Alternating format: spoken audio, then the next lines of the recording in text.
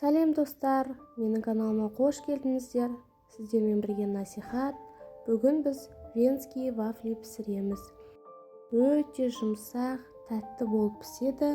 Видеоны соңына дейін көріңіздер.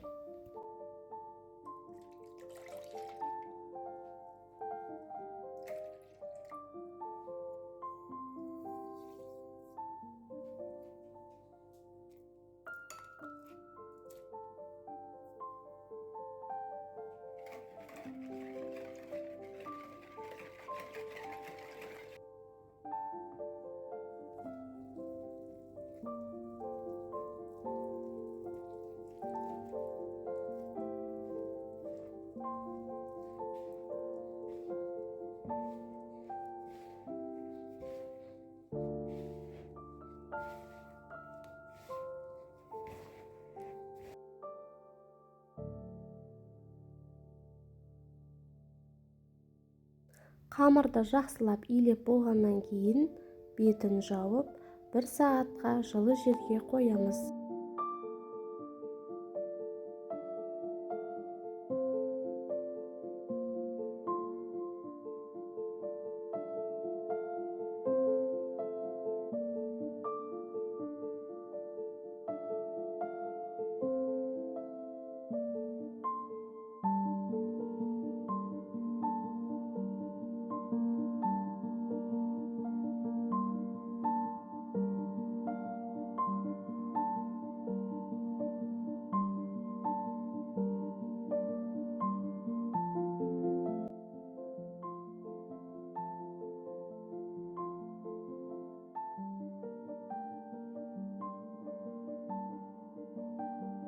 Достар, бетіне қалағаныңызша жеміс, шоколад, сгущенка құйсаңыздар болады.